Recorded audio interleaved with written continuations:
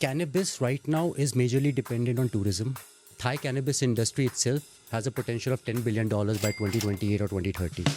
Even businesses who have scaled to 3-4 branches, they are also struggling in some ways or the other. They had no technology to support that kind of expanding scale out there. It has so many regulations. No matter how big of a marketer you are outside cannabis, as soon as you come here, you are just a beginner. We know that they would be probably losing money. Welcome to the Thaigar podcast. Today, we sit down with Sagun Nagar, one of the visionary forces behind Klu POS, a leading cannabis tech company trusted by over 40 businesses across Thailand. Sagun is at the forefront of revolutionizing the dispensary experience through innovative solutions like real-time inventory management, compliance tracking, and more. We'll discuss the real challenges facing Thailand's cannabis industry, explore how technology can unlock new growth, and hear Sagun's bold predictions for the future. Ladies and gentlemen, please welcome Sagun Nagar.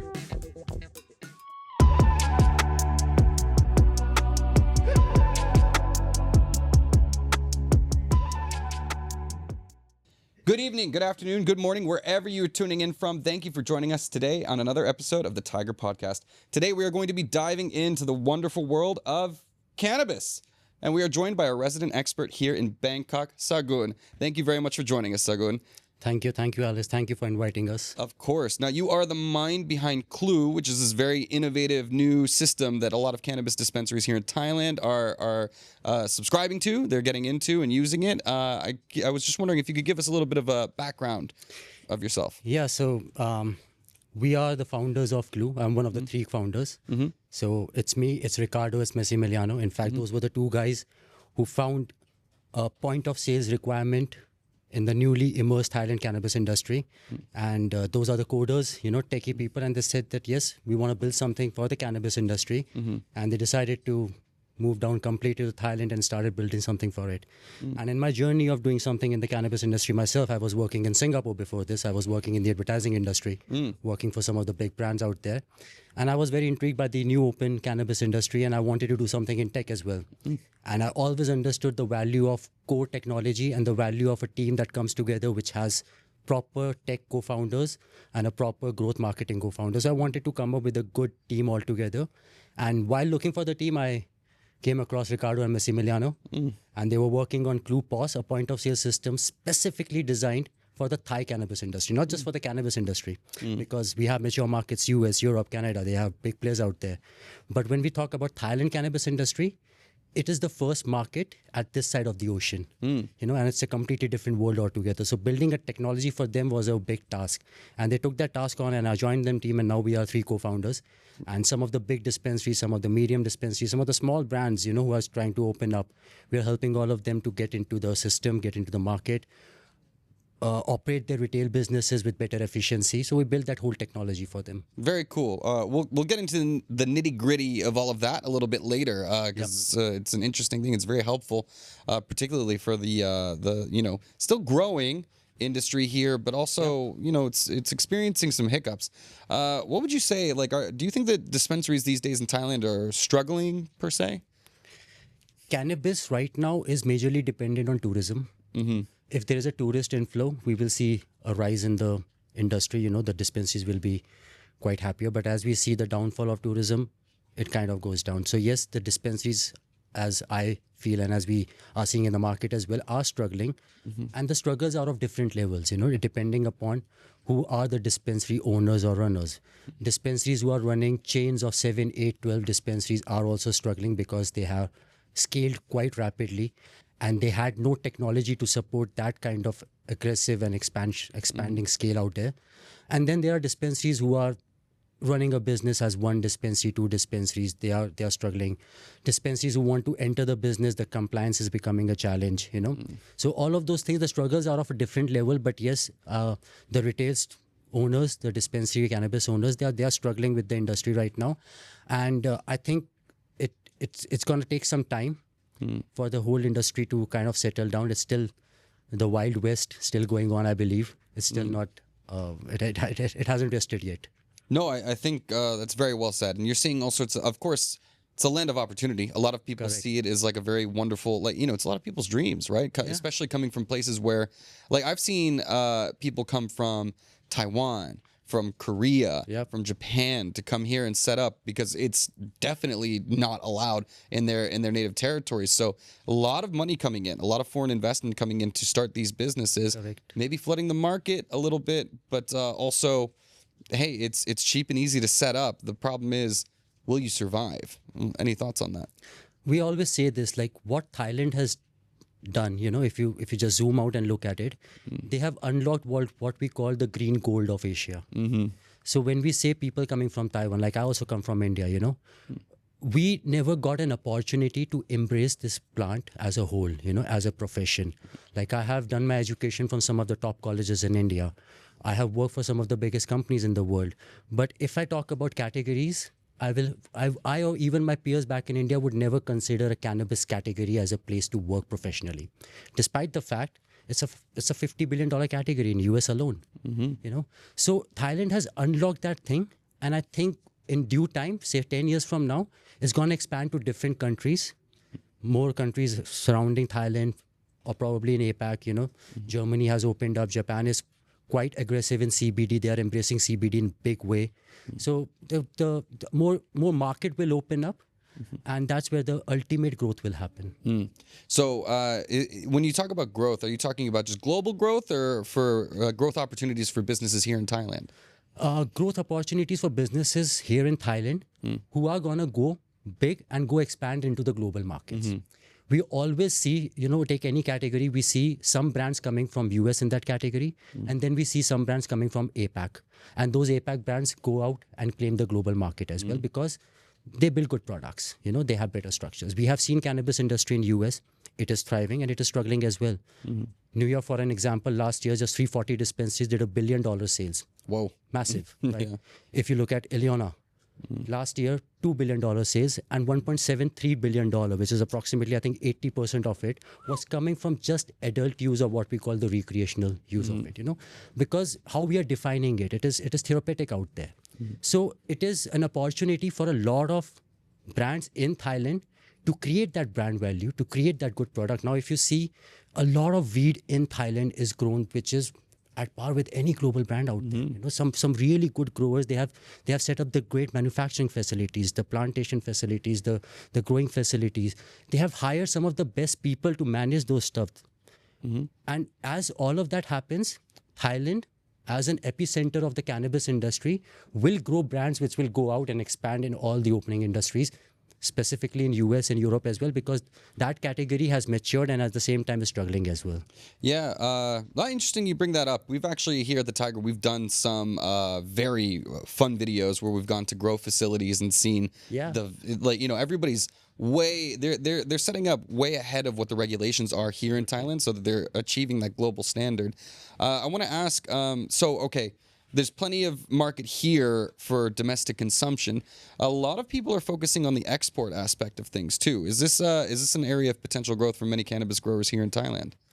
So, like our main product, I'm just going back to what exactly we do just to get you a context of how the understanding is coming in. Our main product is POS, but like a month and a half ago, we started testing a B2B marketplace where the dispensaries can directly buy from the growers and the brands. There is a direct communication and they can source the product. And when we open that market, we are now able to see where the traffic is coming to our B2B market. And we see a lot of traffic coming from outside Thailand, traffic from Germany, traffic from Australia, traffic from Japan. As a matter of fact, we are able to see to an extent what exactly they are looking for. What are they searching for? So yes, there is interest that some sort of data also validates.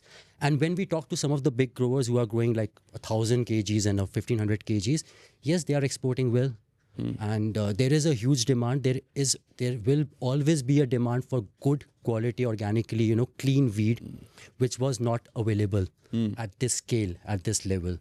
And when it is, the demand is there, and the export will also definitely will happen. Very interesting. Yeah, I think it's very interesting. You set up this the Klu Marketplace. Yeah, it's called Klu.market. Klu.market. Yeah, it's a much better way to do things. Like I'll tell you, when I was starting out here at the Thaigar, I was going around like just different cannabis dispensaries, like knock knock.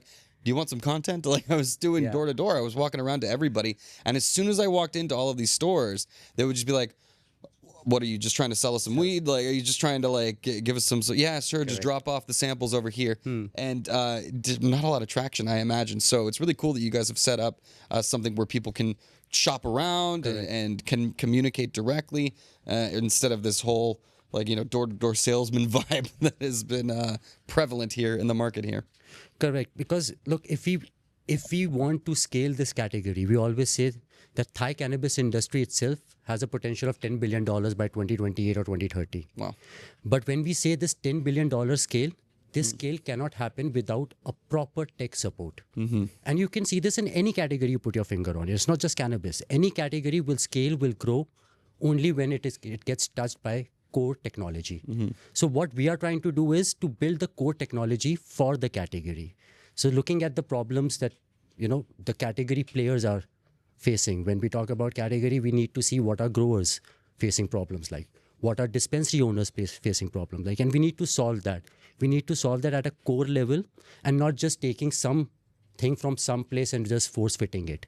So there is a huge requirement for category technology, just the way there was a requirement for category weed, Thai grown facilities. There is a requirement for core technology that can help this weed category scale to 10 billion, and I believe it will gonna be really way above than that. The numbers are huge, that's for sure. Yeah. Well, you're talking about scalability. What dispensaries do you see doing scalable business currently in the industry? All right, scalable business. There are two aspects. I come from a very business side, so I need to see the bottom line, the top line and the bottom line both. Scalability in terms of how many branches have you scaled, or scalability in terms of how much have you scaled, keeping the efficiency together, keeping the whole system together that it will not collapse. Because right now, if you go, say, on Facebook Marketplace, you will see cannabis businesses getting sold, which has 4 branches, 5 branches. You will see the value of 32 million, 40 million Thai baht as sold value. It's out there in Facebook. It's in public domain. You can go and check it out. We don't know the brand names and all. But yes, what I'm coming down to, even businesses who have scaled to 3, 4 branches, they are also struggling in some ways or the other. So the businesses who have scaled in terms of identifying the right products, when I say right products which the customer can keep a hand on their eye and say, yes, I can trust the brand for these kind of products. People who have built the community all together, bringing the best, giving new brands a space. And then most importantly, brands who have integrated technology to maintain that supply chain, that inventory, that complete understanding of customer transaction together. Because regulation and compliance is a big aspect of this category. We cannot run away from it. We have to be accountable about it. So brands who have a very airtight system of running this business, there are a handful of it. I see Siam Green as one. They are scaling in a very specific way, very planned way. And they are embracing technology. They're embracing technology to a great extent. In fact, a few months ago, they came back to us and said that can we integrate their accounting software with our POS? So we went back and we built an API so that Zoho Books accounting software can now be integrated with POS. So what I'm coming down to, these brands are coming with the ask, and that is what tells us that, yes, they are going as a planned brand to scale out there. All-time high for that matter. Oh, yeah. It's scaling pretty well out there, They have a good hand on the business. So yeah, there are a couple of brands who are scaling sustainably, but at the same time, from a top eye view, coming from the marketing growth and business category, I can see that yes, there are a lot of brands who seems to scale big, but at the hand to heart, we know that they would be probably losing money. An unfortunate tale, but in any case, shout out Siam Green, all-time high, friends of the Thaigar, both of them. Gaurav, Aman, hope you're doing well. Great brands. Very great, and taking it seriously, right? And honestly, they're growing, opening more stores all over the place. With the help of your technologies too. Yeah. So how is this technology making it easier for dispensaries to deliver a quality product and service to their customers?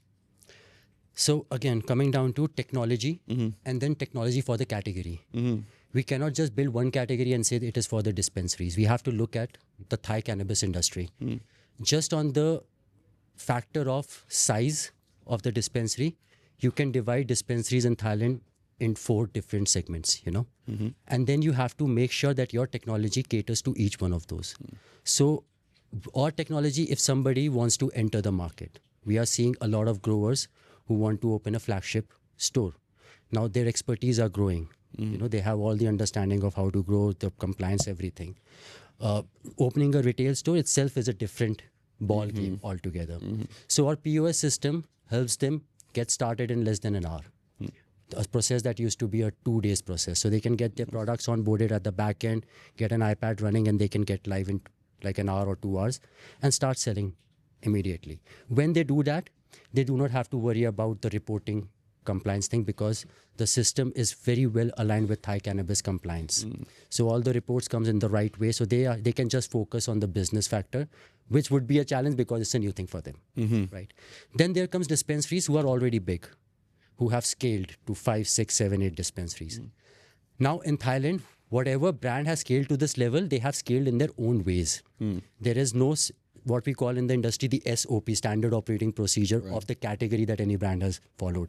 They have done their own wholesale system. They have done their own inventory system. They have just managed it in their own ways. And now it is chaotic. They are managing in an Excel format, in a CRM. There are 5, 6 tools. They have 2 people sitting at the back and managing the data and trying to give them an understanding on a monthly basis. They need streamlined understanding of their business.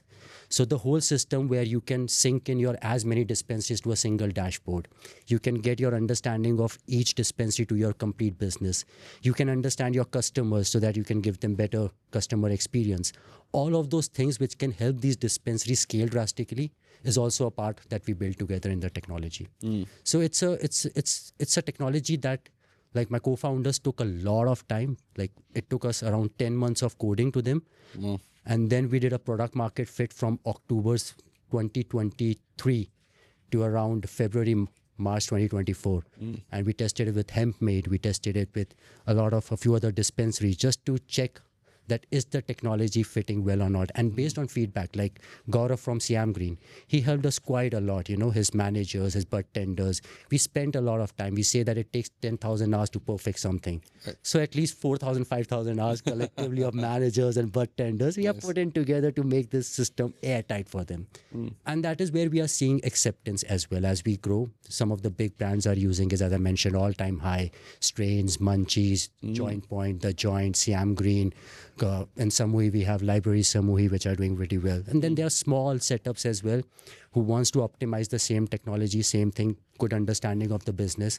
And they are also using our product. So building a technology for the category was the focus, and that is how they are using it. Oh, that's all of the names that you listed off, music to my ears. They're making the right decisions because they have all got content with the Tiger too. So awesome stuff, man. And just seeing it being adopted by more and more people builds more and more confidence in new people to adopt this technology as well too. Correct. So it sounds like you guys have created something very sophisticated that really streamlines the whole process, makes it easy for people to set up, and then focus on actually delivering a quality experience than thinking about the nitty-gritty details. True that. Congratulations on that. How do you see this role of tech expanding in the future? Like, are we going towards using these sophisticated systems like what you've built to just make it easier? Will there be other applications for maybe other industries or other technologies that will come into this industry? What are your thoughts? Technology itself is changing almost every day. The whole technology is seeing for the first time an exponential growth with all the AI and everything coming in. And one thing we need to understand about the cannabis industry, and this is something that we have seen in US as well. In US, cannabis started opening up way early, I think 2010-ish, 11-ish. But good tech started coming from 2014, 15. What I'm coming down to, people who can build good technology will not touch this category because of the stigma and the taboo. As I just went back, I've done my education from some of the best premier colleges in India. But you will not see probably any Indian touching this category at a professional level. So there are not enough people itself, forget good people. Like my tech co-founders, I proudly say that they are in top 0.1% of coders in Thailand. And if you talk about cannabis, they are probably among the top because people are not touching this category. And we are at par with it. We are trying to be a step ahead. So going forward, there's going to be a complete ecosystem of technology which will be helping the retailers, which will be helping the growers, which will be helping the whole ecosystem come together and manage the business as per the compliance, and the people can do what they actually want to do. So a role of AI getting integrated into the business, we are planning to integrate AI into our own point of sale system. The whole conversational AI is something that people have adapted, people just want to have a conversation and understand things. Right now people go on a dashboard, they look at the graphs and they understand things. We are trying to tweak it to a complete conversational AI system where a bot can come and you can understand your business that ways. As we mentioned, we have integrated B2B market, so we are integrating it as a complete system where a single login can help you with the inventory management, with selling and everything. So I see technology growing the category, and most importantly, bringing efficiency in the category. This $10 billion mark that I have been talking about, which is a 2028, 2030 target, when I got into the category, it was around 2.5 billion. And within next 2 years, it went to 10. So as tech touches the category, it helps the businesses scale. It helps every aspect of the category, from retailers to growers to sellers, scale. And I think that is where the category will head. At least we are trying to push it towards that way. Yeah, very fascinating that you mentioned that, so all of the best minds still see this as a very taboo subject, and it's limiting the technological growth in the industry. Not just technological. In fact, every single aspect. Look at marketing for that matter. I come from advertising field, Oh, yeah. I have worked with some of the biggest brands, as I mentioned. I've worked with some of the biggest creative directors, biggest strategic directors that out there. None of them will touch this category. Yeah, it's something that we struggle with here at the Thaigar, trying to work with all of our cannabis partners to make sure that we stay compliant with whatever the rules are and whatever social media platforms that we have to do. You would know this, that no matter how big of a marketer you are outside cannabis, as soon as you come here, you are just a beginner. Because it has so many regulations, I have a lot of friends who are really good at marketing, but when they start discussing, hey, what can you do in cannabis? Everything that they say will come down to ground and fail, Yeah. because of the category, because the way the category is. Yeah. Highly restricted. It's highly restricted in terms of, okay, what are the rules here in Thailand? What are the rules on the different social media platforms? Like, that's they're all different. Everybody has their own little rules on it too. One of the funny things, though, I guess, just a quick little side note, just this week we had Makabucha Day, which is a Buddhist holiday. Yeah. Can't buy alcohol, but you can buy cannabis, everybody. So, like, that is an interesting thing to see. It's a plant. It's available in nature. Yeah. Yeah. I agree completely. Like, I don't know. I've been team weed for a long time. Yeah. But yeah, who else? You guys, Klu, obviously. We're here talking about you guys. But do you see anybody else in the industry that is, bringing stuff to the table, trying to help grow the technology available for the cannabis industry at large? In the retail side, so cannabis industry technology, one is at the grower end, where the actual commodity, as I say, the weed, the plant, as I mentioned, is grown by the growers. And then there is the retail part where the selling system is happening. At the retail part, there is hardly anybody who is building core technology. There are a couple of players who are taking a white label product and, tweaking it, making it force fit to the category. But as I mentioned, building a technology which is for the category itself. We do not see anybody as such building it core there. But yes, in seed to sale, we see Cantrak doing a great thing. Shivalik, I think he is quite focused out there. And yes, there are a couple of players who are trying a little bit. Weed.th is something that I have heard a lot in B2C market, But I don't know. I've never been able to reach out to them. As a personal entrepreneur, as a startup guy, I have tried to reach out to everybody who wants to do anything in technology. Yeah. But I couldn't find anyone who is hardcore techie like my co-founders, who know what to build, who are building things with their own hands, as I say. Like everything that you see in our technology is built by either one of our three people, If it's technology, is done by them. If it's marketing and growth, is done by me. It's nobody out there is doing at a very core level. People are trying to get some things into the market. Let's see where it goes. Yeah. You mentioned weed.th, those mysterious SEO masters. Very prevalent, though, obviously. Every time you Google search anything about that in Thailand, those guys pop up. So, yeah, there are definitely a lot of people attempting, like making entryways and carving paths, showing us how it should be done, I guess. US is actually showing a lot of interest in Thailand, to be very honest. In fact, we have been reached by a couple of a few of top cannabis VC firms from US who wants to enter the Thailand market.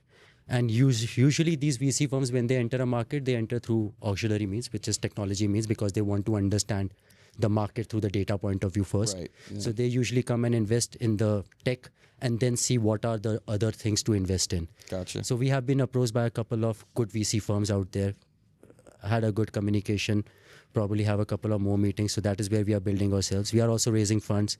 So we are raising a pre-seed round from angels. So friends and family round we are raising, because we have been growing fast. Last year we properly operated for some 8 or 9 months, but still we saw a month-on-month average growth of around 22.7%. So we want to push that thing again. As Thailand is growing weed and saying out loud that, look, this weed is not just as good as US, but even better than that. I think we are the people who have to do that from the frontier of technology. We are building the tech core for the category, and we want that support as well, where we come up and say, look, this is the tech which is helping some of the best brands here.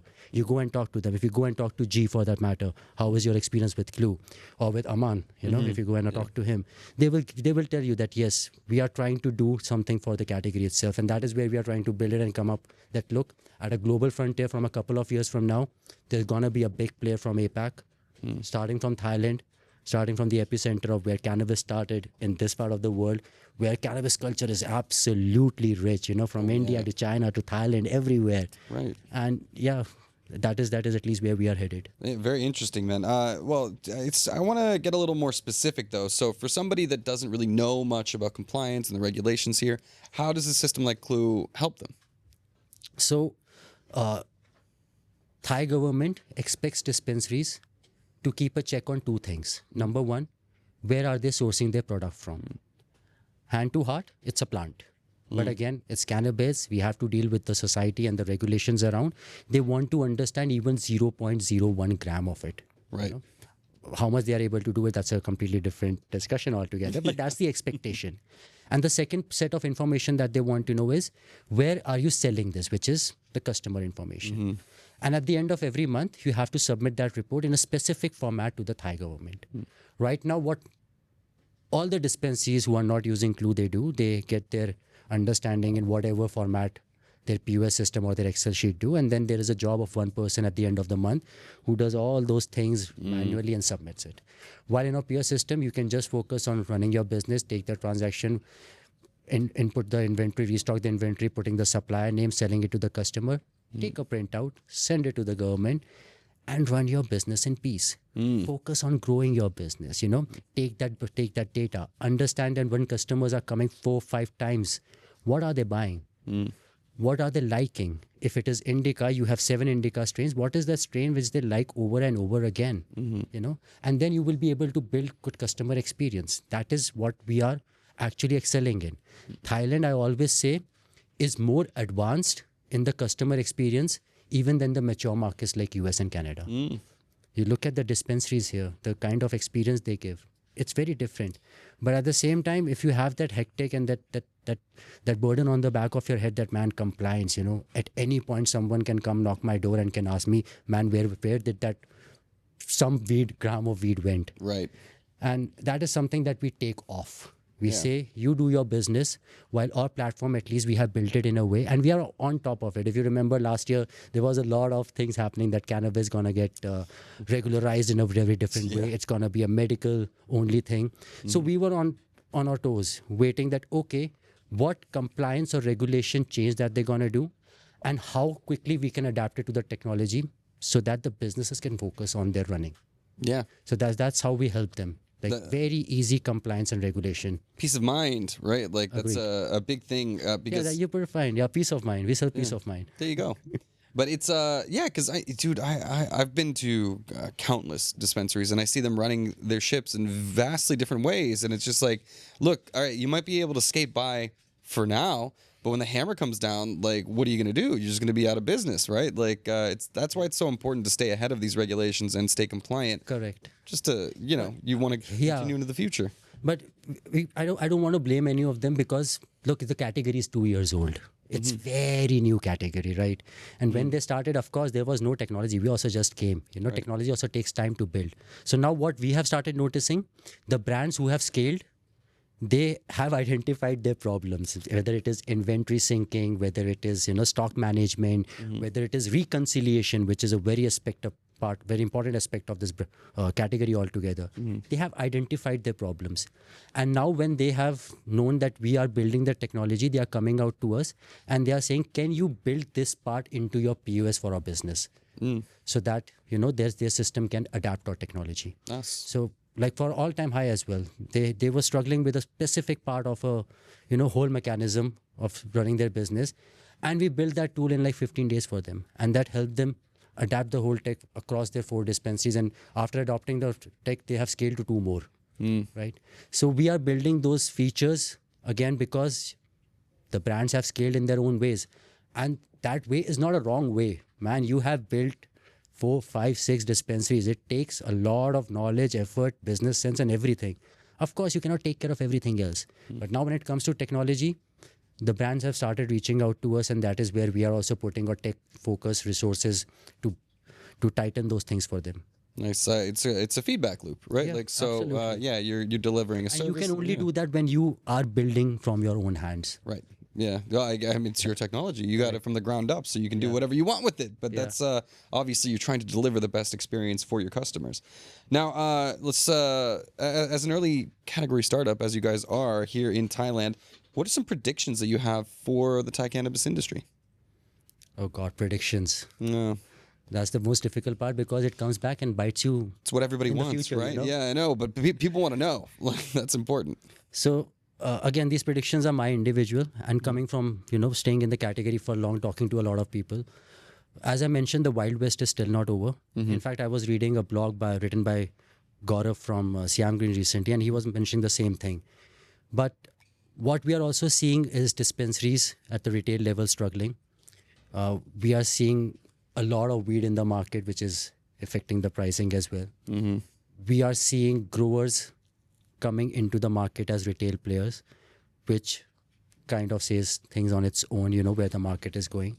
I think there is a lot of consolidation that is yet to happen. It is something which is common across all the categories. As a consultant, if I put to any other category and say, look at it from an outside view and tell where it is going to happen, it's the same way. It was earlier the mushrooming from just 1 dispensary or 4 dispensaries in the beginning to some 20,000 that we have right now.